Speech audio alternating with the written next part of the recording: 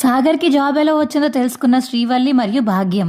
Job ఇచ్చిన వ్యక్తిని తీసుకువచ్చి అందరి ముందు నిజాన్ని బయట పెట్టించిన శ్రీవల్లి. అసలు ఇదంతా ఎలా జరగబోతుందో తెలుసుకోవాలనుకుంటే ఇప్పుడే మా ఛానల్ తప్పకుండా సబ్స్క్రైబ్ చేసుకోండి. టీవీలో కంటే ముందుగా మా ఛానల్లో మీరు ఈ వీడియోని చూడవచ్చు. అప్పుడే సబ్స్క్రైబ్ చేసుకుంటేనే మా వీడియోలు మీకు వస్తాయి. ఇక ప్రేమ పుట్టినరోజని ధీరజ్ అయితే అరేంజ్మెంట్స్ అన్నీ చేస్తూ ఉంటాడు. ప్రేమ ఇవన్నీ చూసి నా కోసం ఫ్లాట్ అయిపోవాలి, తను కూడా నన్ను ఇష్టపడుతుందని అనుకుంటున్నాను, కానీ ఎప్పుడు బయటపడట్లేదు. ఈసారి నా ఛాన్స్, నేను తన బర్త్డేకి ప్రపోజ్ చేయాలి అని. ఇక బయట అయితే మనుషుల్ని పురమాయించి ఇక డెకరేషన్ అయితే పురమాయిస్తాడు. ఇక ధీరజ్ అయితే ప్రేమ కోసం.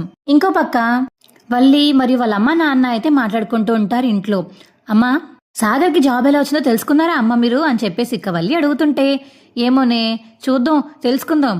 అసలు నాకు తెలిసినంత వరకు అదిగో ఆ నర్మదా వాళ్ళ నాన్న వల్లే వచ్చినట్టుంది జాబ్. ముందు ఆయన వెనకాల తిరిగితే అప్పుడు నిజాలన్నీ వాటంటే అవే బయటపడుతూ ఉంటాయి. ముందు మేము ఆ పనిలో ఉంటాము అనిక వల్లి వాళ్ళ అమ్మా నాన్న అయితే నర్మదా వాళ్ళ నాన్న వెనకతలకి ఫాలో అవుతూ ఉంటారు. నర్మదా, నన్ను చంపదెబ్బ కొట్టావు కదా, నీ పని చెప్తాను.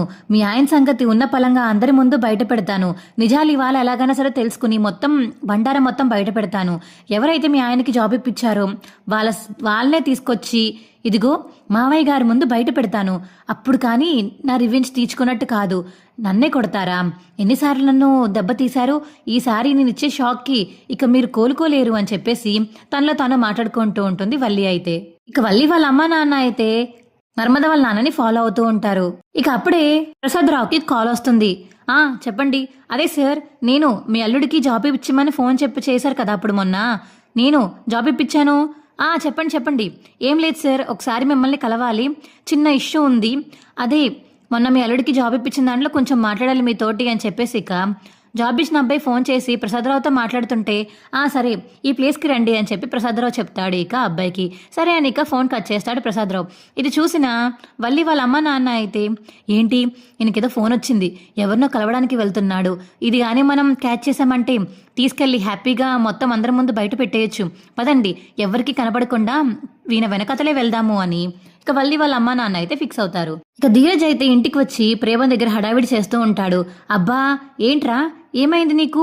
ఎప్పుడు లేని ఇంత హడావిడి చేస్తున్నావు, రెడీ అవ్వమంటున్నావు, ఏంటి ఎక్కడికి తీసుకువెళ్తున్నావు? అబ్బా, నీకన్నీ అనుమానాలే. ఏదో బయటికి వెళ్దామో అనుకున్నాను, తీసుకువెళ్దాం అనుకున్నాను, ఎప్పుడు ఇంట్లోనే ఉంటావు కదా, బయట తిప్పుదాం అనుకున్నాను, అంతకు మించి ఏం లేదు. ఎలాగో నీకు ఎగ్జామ్ రాసే ఆఫర్ కూడా వచ్చింది కదా, నువ్వు కానీ పాస్ అయితే పోలీస్ అవుతావు కదా, దాని తర్వాత బిజీ అయిపోతావు, సో అందుకని ఇప్పుడు నీకు ట్రీట్ ఇద్దామని రెడీ అవ్వమంటున్నాను, రెడీ అవ్వ, బయటికి వెళ్దామా అనేక ధీరజ్ అయితే ప్రేమకు చెప్తాడు. ఏంటి వీడు ఎప్పుడు లేని సడన్గా ఇలా అంటున్నాడు, ఎందుకో ఏంటో, సర్లే రెడీ అవుదాం. సరే రెడీ అవుతాను, నువ్వు కూడా రెడీ అవ్వ, అయితే బయటికి వెళ్దాం అంటున్నావు కదా అనేక ప్రేమ ధీరజ్ అయితే రెడీ అవుతారు. ఇంకో పక్క నర్మద ఏమో, ఏంటి మావయ్య వాళ్ళేమో జాబ్ వద్దంటున్నారు, ఈయనేమో జాబ్ చేస్తానంటున్నారు, ఈయనకి జాబ్ చేయడం చాలా ఇష్టం, అలా రైస్ మిల్ చూసుకునే ఇష్టం ఈయనకి లేదు కదా, ఎందుకని మావయ్య వాళ్ళు ఫోర్స్ చేస్తున్నారు, జాబ్ వస్తే జాబ్ చేసుకునివచ్చు కదా, ఎందుకు ఇలా బిహేవ్ చేస్తున్నారు, పాపం ఈయన ఎంత ఫీల్ అయ్యారో ఏంటో అని చెప్పేసి ఇక మొన్న రామరాజు అన్న మాటలకి ఇక నర్మదా అయితే బాధపడుతూ ఉంటుంది. అప్పుడే ఇక సాగర్ వస్తాడు. ఏంటి నువ్వు నర్మదా అలా బాధపడుతున్నావెందుకు? నువ్వేం బాధపడాల్సిన అవసరం లేదు, నాన్న వాళ్ళు అర్థం చేసుకుంటారు నన్ను, నాకు జాబ్ వస్తుందని చెప్పాం కదా ఆల్రెడీ, ఇవాళ జాబ్కి వెళ్తున్నాను కాబట్టి నాన్న వాళ్ళు నన్ను ఖచ్చితంగా ఆశీర్వదిస్తారు, నువ్వేమీ అంత బాధపడకు నర్మదా అనిక సాగర్ చెప్పడంతో, సరేనండి మీకు నమ్మకం ఉంటే అదే చాలు, ఏమో మావయ్య గారు వాళ్ళు మిమ్మల్ని ఏమన్నా అంటారేమో అని భయం వేసి మాట్లాడుతున్నాను అని చెప్పేసి ఇక నర్మదా అంటుంటే, ఏం పర్లేదు, వాళ్ళు మనల్ని ఏమీ అనరు, ఆల్రెడీ జాబ్ వచ్చిన విషయం చెప్పాను కదా, ఇక నువ్వేం టెన్షన్ పడకు అని ఇద్దరు మాట్లాడుకుంటూ ఉంటారు. ఇక వల్లికైతే కంగారు వచ్చి వాళ్ళ అమ్మకైతే ఫోన్ చేస్తుంది. ఏంటి అమ్మ, తెలిసిందా తెలియలేదా? అరే ఉంటే తెలిసిందే, ఇదిగో ప్రసాదరావు గారిని ఫాలో అవుతున్నాము, ఆయన వెనకాతలే వెళ్తే ఎవరికో ఫోన్ చేశారు, ఇప్పుడే ఆడు వస్తాడు, అప్పుడు వాడిని పట్టుకొని తీసుకువస్తాం కదా మీ దగ్గరికి, ముందు నిజాలు తెలుసుకొని ఇప్పుడే కదా వచ్చాము, అంత కంగారు ఎందుకు, ఇంకా మనకి ఇంత ఫాస్ట్గా జరుగుతున్నందుకు సంతోషించు అని ఇక వల్లి వాళ్ళ అమ్మ అయితే అంటుంది.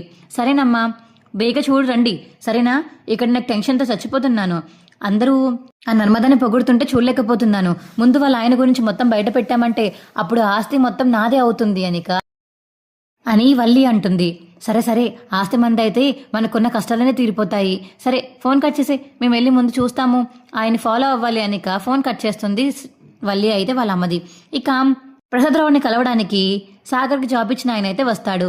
వచ్చి, సార్ చెప్పండి ఏమైంది? ఏదో చిన్న ఇష్యూ అన్నారు. ఏం లేదు, మీ అల్లుడి గారు మొన్న ఫోన్ చేసి జాయిన్ అవ్వాలా వద్దా అన్నట్టు తిక్కగా మాట్లాడారు.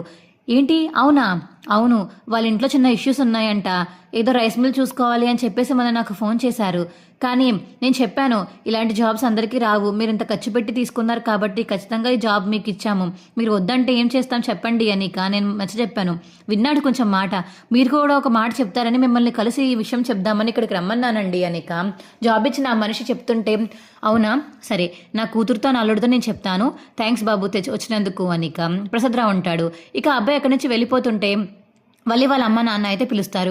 ఏంటి ఆయనతో ఏం మాట్లాడుతున్నావు అని చెప్పేసి ఇక వల్లి వాళ్ళ అమ్మ అడుగుతుంటే, నేనా? అయినా మీకెందుకు, మీరెవరు? మేము అదిగో నువ్వు జాబ్ ఇప్పించావే ఆ అబ్బాయి వాళ్ళ అమ్మ నాన్నలం, వాళ్ళ గురించి తెలుసుకుందామని ఇగో ఇక్కడికి వచ్చా, మా అబ్బాయి గురించి తెలుసుకుందామని అని చెప్పేసి ఇక వల్లి వాళ్ళ అమ్మ అంటుంటే, అవునా మీరు వాళ్ళ అమ్మ నాన్ననా? మీరు కొంచెం చెప్పండి, మీ అబ్బాయికి బోల్డ్ ఖర్చు పెట్టి జాబ్ తెప్పించుకున్నాడు, నాకు 25 లక్షలు ఇచ్చాడు, ఆ 25 లక్షలు ఇచ్చి కూడా ఈ జాబ్ చేయనంటే ఎలాగా?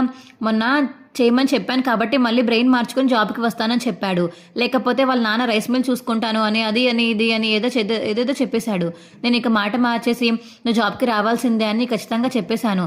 25 లక్షలు కట్టాడు అని చెప్పేసి ఇక ఆ మనిషి చెప్పడంతో, ఏంటి 25 లక్షలు కట్టి జాబ్ తీసుకున్నాడా అని చెప్పి ఇక వల్లి వాళ్ళ అమ్మ అయితే మనసులో అనుకుంటుంది, బాబు నువ్వే మా ఇంటికి వచ్చి కొంచెం అందరికీ సర్ది చెప్పు, మేమే కాదు మా ఇంట్లో వాళ్ళందరూ వద్దంటున్నారు, ఆ జాబ్ ఎంత ముఖ్యమైనదో, ఇదిగో సాగర్ బాబు ఎంత కట్టాడో అవన్నీ ఇంటికి వచ్చి చెప్పు అని చెప్పేసి ఇక వల్లి వాళ్ళ అమ్మ అంటుంటే, సరేనండి తన కోసం నేను వచ్చి చెప్తాను అనిక ఆ అబ్బాయి చెప్పడంతో ఇంకా అబ్బాయిని అయితే ఇంటికి తీసుకువెళ్తారు. ఇంటికి తీసుకువెళ్ళి మేము తీసుకొచ్చామని చెప్పకు సరేనా, మళ్ళీ అందరూ మా మీద కోపడతారు, నువ్వు లోపలికి వెళ్ళి అదిగో ఆ పెద్ద ఆయన ముందు నిజం చెప్పే అని చెప్పేసి ఇక వల్లి వాళ్ళ అమ్మ నాన్న అయితే ఇంట్లోకి వెళ్ళిపోతారు సైడ్ నుంచి. ఇక సార్ సార్ అని చెప్పేసి ఆ అబ్బాయి లోపలికి వస్తాడు. ఏంటి ఎవరు బాబు నువ్వు అని చెప్పేసి ఇక రామరాజు అడుగుతుంటే, ఏం లేదు సార్, మీ అబ్బాయి ఉన్నాడు కదా సాగర్, తనకి జాబ్ వచ్చేలా చేసింది మేమే, తను 25 లక్షలు కట్టి మరీ జాబ్ మా దగ్గర సంపాదించాడు, ఇప్పుడు మీరు వద్దంటున్నారంటే ఏంటి? అగో వాళ్ళు చెప్తున్నారు ఇంటికి పెద్ద మీరేనంట కదా, ఆ అబ్బాయికి జాబ్ వస్తే అలా వద్దండమేంటి సార్ మీరు అని చెప్పేసి ఇక నిజం చెప్పడంతో రామరాజు అయితే షాకింగ్ ఫేస్ వేసుకున్నారో చూస్తూ ఉండిపోతాడు. నెక్స్ట్ ఎపిసోడ్లో ఏం జరిగిందో తెలుసుకోవాలనుకుంటే ఇప్పుడే మా ఛానల్ తప్పకుండా సబ్స్క్రైబ్ చేసుకుని మా వీడియోని ఒక లైక్ చేయండి. సబ్స్క్రైబ్ చేసుకుంటేనే మీకు రోజు మా వీడియోలు వస్తాయి. Bye friends.